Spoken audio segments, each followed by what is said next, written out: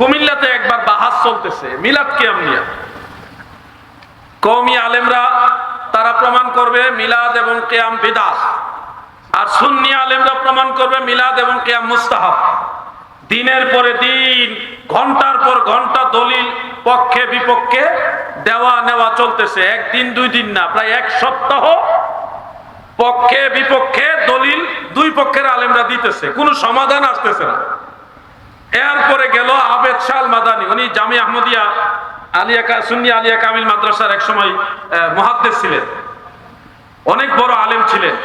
তো এই আবেদ শাহ আল মাদানীর কাছে কয়েকজন গিয়া বলল, হুজুর কুমিল্লাতে এই মিলাদ কিয়াম নিয়ে বাহাস চলতেছে, একদল মিলাদ কিয়ামের বিদআতের পক্ষে আর একদল মিলাদ কিয়াম মুস্তাহাবের পক্ষে, কিন্তু এই প্রায় এক সপ্তাহ যাবত পক্ষে বিপক্ষে দলিল দেওয়া নেওয়া চলতেছে, কোনো সমাধান আসতেছে না। হুজুর আপনি কি একটু এই বিষয়টা নজরদারিতে নেবেন কিনা, আপনি কি এই ব্যাপারে একটু সুন্নিদেরকে সহযোগিতা করবেন কিনা? উনি উত্তর দিলেন কি জানেন? উনি বললেন, আমি মিলাদ কিয়াম বিদআত এটার পক্ষেও না, মিলাদ কিয়াম মুস্তাহাব এটার পক্ষেও না। সবাই কইতে আপনি কোনটার পক্ষে? উনি বলতেছে, আমি এই জমানায় মিলাদ কিয়াম ফরজ ওইটার পক্ষে।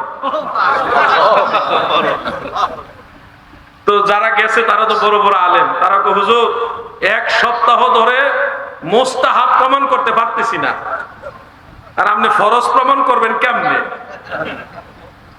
আমি প্রমাণ করব কেমনে এটা আমার ব্যাপার, তবে আমি তোমরা এই মুস্তাহাবের পক্ষে না, আমি ফরজের পক্ষে। তখন সবাই ইন্টারেস্টেড হয়ে বলল, আচ্ছা ঠিক আছে, তাহলে আপনি আসেন, কিভাবে কেমনে প্রমাণ করবেন? তখন আল্লামা সৈয়দ আবেদ শাহ আল মাদানী কি করলেন, ফতোয়া শামির একটা ইবারত বার করলেন। যাওয়ার পরে বাইর করে ইবারত দেখাইলেন যে কোন মুস্তাহাব আমলকে কেউ যদি ইনকার করে তখন ওই মুস্তাহাব আদায় করা ওয়াজিব হয়। দেখো উসুল ঠিক আছে নি, কওমি আলেমরা দিয়ে ইবারত পড়াইছে। কেউ যদি নফল নামাজ বা নফল রোজা রাখে, বিনা উজরে সেই নফল নামাজ কিংবা নফল রোজা ছেড়ে দেয়, তাহলে এই নফল নামাজ বা নফল রোজা পুনরায় আদায় করা তার জন্য ওয়াজিব হয়ে যায়। মাসালাগুলি মনে রাখবেন। এমনিতে জিনিসটা হলো মুস্তাহাব নফল, কিন্তু আপনি যদি বিনা উজরে এটা পরিত্যাগ করে ফেলেন, ইনকার করেন, নামাজ দুই রাকাতে দাঁড়াইছেন, এক রাকাত পড়ে কোনো কারণ ছাড়াই নামাজ ছেড়ে দিয়েছেন, তখন এই দুই রাকাত নফল নামাজ আপনার জন্য আদায় করা ওয়াজিব হয়ে যাবে।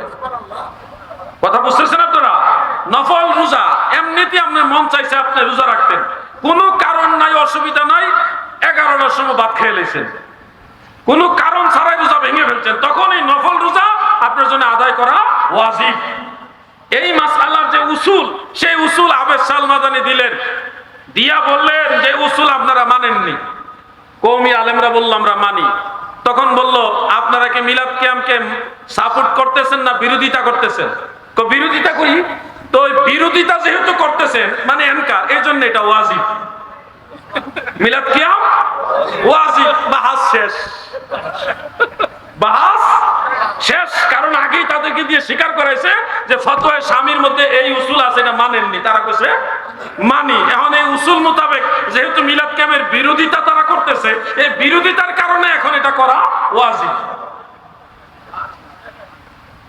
এইভাবে আবেদ শাহ আল মাদানী মিলাদ কিয়ামের পক্ষে রায় দিয়েছিলেন, রায় আনছিলেন কুমিল্লাতে। আমি আপনাদের বলবো বাড়াবাড়িটা করবেন না প্লিজ। আপনার সময় নাই, সুযোগ নাই, মিলাদ কিয়াম করছেন না, আপনার ব্যক্তিগত ব্যাপার, আপনার কাজ নিয়ে ব্যস্ত থাকেন। কিন্তু যারা নবীজির মহব্বতে দাঁড়ায় দাঁড়ায় এই যে নবীজির সালাম দিতেছে, ইয়া নবী সালাম আলাইকা, অর্থ কি বুঝেন? ওগো আমার নবী, আপনার উপর আমার সালাম। এই যে নবীজিকে ডেকে ডেকে সালাম দিতেছে, এই পুরো বিষয়টা মদিনাওয়ালার প্রেমের সাথে জড়িত। আল্লাহর হাবিবের প্রেমের উন্মাদনার মধ্যে হাত দিও না। আল্লাহর হাবিবের এই প্রেমের বিষয়ে যদি